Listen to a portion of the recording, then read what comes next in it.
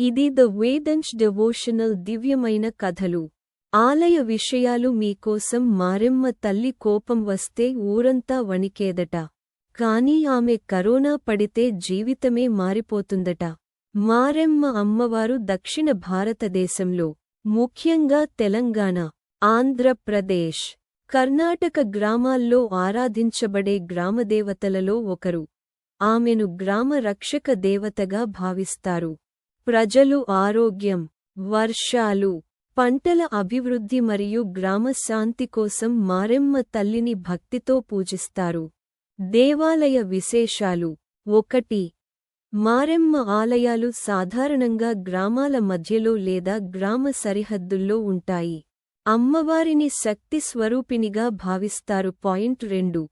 కొన్ని ప్రాంతాల్లో ఆమెను మహంకాళి, పోలేరమ్మ, ఎల్లమ్మ వంటి గ్రామదేవతల రూపంగా కూడా పూజిస్తారు.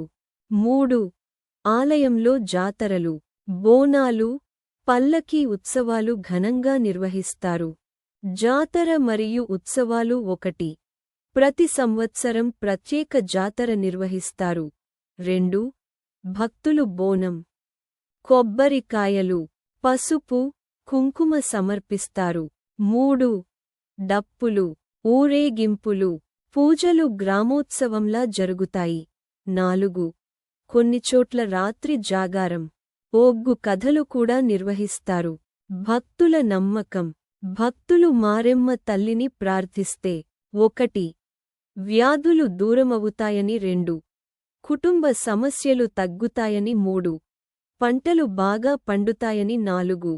గ్రామానికి కాపాడుతుందని నమ్ముతారు. ముఖ్యమైన ప్రాంతాలు. మారెమ్మ దేవాలయాలు తెలంగాణ, రాయలసీమ, కర్ణాటక సరిహద్దు ప్రాంతాల్లో ఎక్కువగా కనిపిస్తాయి. ప్రతి గ్రామంలో అమ్మవారి కథ, జాతర ప్రత్యేకంగా ఉంటుంది.